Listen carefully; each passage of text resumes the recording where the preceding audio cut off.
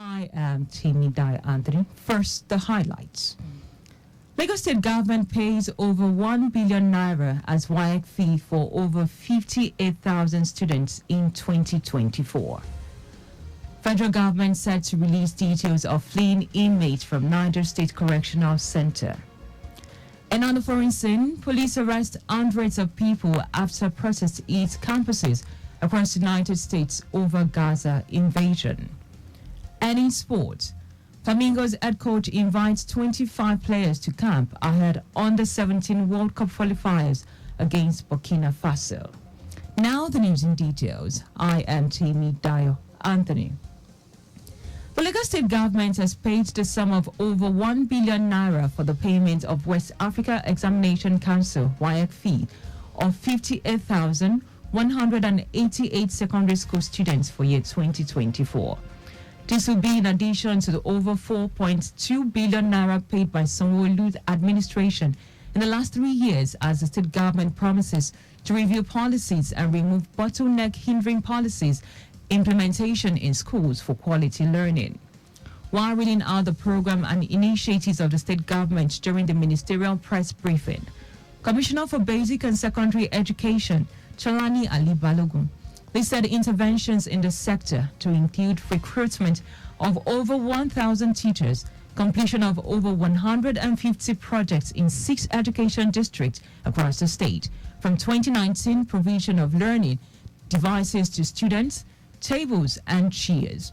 Ali Balogun also hinted that through the Special Committee on Schools Rehabilitation script, 165 schools have been rehabilitated, built 1,047 new classrooms, new hostel blocks in the boarding schools, and provided 1,593 beds in hostel with over 2,000 units of dual composition furniture provided.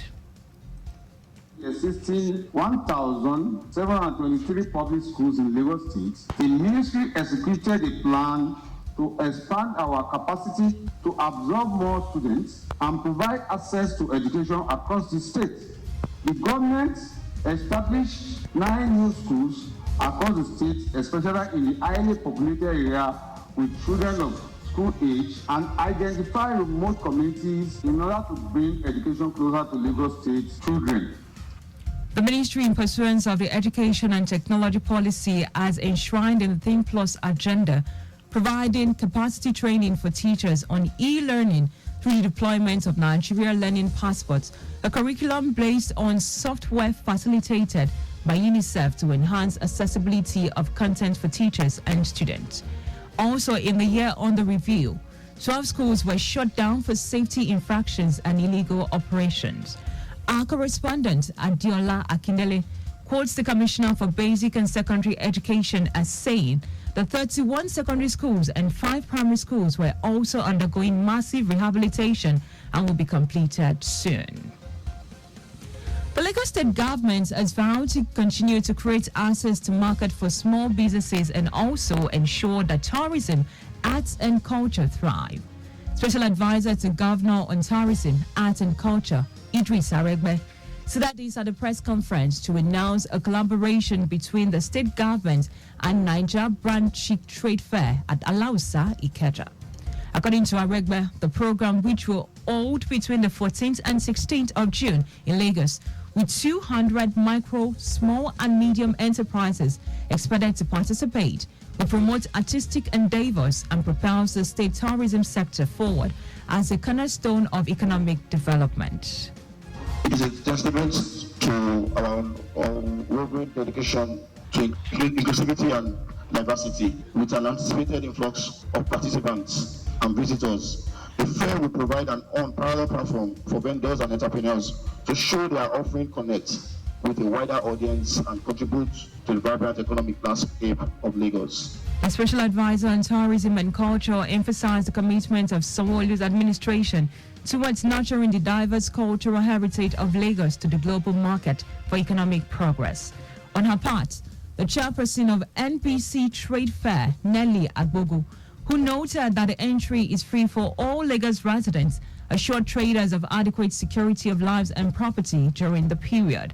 The trade fair will showcase convergence of different sectors like lifestyle and fashion, personal care, art and craft, among others.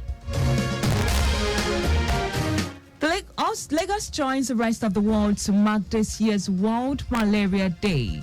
Residents have been urged to keep their environment clean, heat healthy, and sleep under insecticide-treated mosquito nets. Speaking in an interview, representative from the Family Medicine Department, Ifako General Hospital, Zainab Abdusalam, also urged Lagosians to take advantage of various health initiatives put in place by the administration of Governor Babajide Sanwo-Olu. She said to achieve total eradication of malaria, everyone should sleep under insecticide-treated mosquito nets and ensure prompt management and treatment of symptoms, while commending the medical director of Ifako General Hospital, Bamidele Mustafa, for allowing public education on malaria and other illnesses. Not all body pain is malaria. Not all fever is malaria. Just the best thing is we have primary health care center in each local government. So it's best we should go there, meet with trained doctor, qualified doctors, or go to any nearest general hospital, meet them, lodge your complaint. They'll see you because doctors will be the one to tell you that, oh, this is malaria, oh, this is not malaria. You might be having headache, fever, typical malarial symptoms, and it's not malaria. So we shouldn't take things to our hand. We should come to the hospital. Salam admonished residents to join hands with the state government to ensure that major strides towards the shared goal of malaria elimination by 2030 is achieved. The Nigerian Correctional Service, NCOS, says it will soon display the names and pictures of the fleeing inmates from the Medium Security Custodial Center in Suleja, Niger State. Spokesperson NCOS Federal Capital Territory Command, Adamu Duza, said that this after a relentless downpour on Wednesday night wreaked havoc on the Medium Security Custodial Center in Suleja, resulting in extensive damage to the facility and facilitating the escape of 118 inmates. Duza said 10 fleeing inmates have been recaptured, noted that the command is collaborating with other security agencies to recapture the remaining fleeing inmates. The Federal Airport Authority, FAN, has diverted all flight operations from the Murtala Mohammed Airport Terminal 1 to the D wing of the airport over a fire incident. FAN also said the engineers at the airport have disconnected power from the entire E wing to quench the ravaging fire, which started around 5:29 a.m. today. According to a statement signed by the Director of Public Affairs and Consumer Protection, Obiagili Ora, smoke which eventually turned into fire had erupted from the E54 bridge. And now to foreign news. 235 people have been arrested after universities across the United States have seen a growing number of students walk out of class or trying to set up encampments to protest against Israel's military campaign in Gaza. Some 108 arrests were made at Emerson College, Boston, while 93 people at the University of Southern California in Los Angeles were taken into custody on trespassing charges. Protesters and police also clashed at the University of Texas in Houston, with authorities saying 34 people were arrested there too. The latest arrests follow others at Columbia, Yale, and New York University. And now to sport. Head coach Bankole Olowokere has invited 25 players to the camp of the Under-17 girls national team, Flamingos, ahead of next month's FIFA's Under-17 Women World Cup qualifying fixture against Burkina Faso. The list includes 4 goalkeepers, 7 defenders, 7 midfielders, and 7 forward. Olowokere, who led the Flamingos to a first-ever World Cup bronze medal finish in India last year, saw the girls fire from all cylinders in 12-0 votes of counterparts from Central African Republic over 2 legs in Douala and Abuja. Both teams will clash in the first leg of the third-round fixture at the State Stadium on Sunday, May 12, with the return leg at the Moshood Abiola Stadium, Abuja, on Saturday, May 18. Just before we go, please do not drive beyond specified speed limit. You can follow us and like all of our social media platforms. X, Traffic Radio 961. Instagram, Lagos Traffic Radio 961. Please subscribe and watch our news and programs live on YouTube at Traffic Radio 961. You can also visit our website at trafficradio96.1.ng. Did you know that the Sanwo-Olu administration established 10 oxygen centers? You can get more details on Lagos State Government's website. To end the news, here are the highlights of the major stories.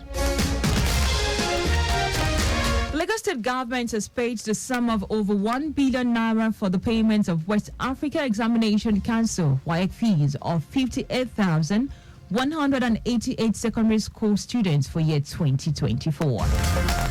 The Nigeria Correctional Service, NCOS, is set to display the names and pictures of the fleeing inmates from the Medium Security Custodial Center in Suleja, Niger State. We also told you that 235 people have been arrested after universities across the United States have seen a growing number of students walk out of class or try to set up encampments to protest against Israel's military campaign in Gaza. And in sports, head coach Bankole Oluwokere has invited 25 players to the camp of Under-17 girls national team Flamingos ahead of next month's FIFA Under-17 Women World Cup qualifying fixture against Burkina Faso. For contact with the newsroom, please send a message to info@trafficradio961.ng. The ends the news broadcast compiled by Adewale Oluwaroku. I am Dayo. Anthony, many thanks for listening.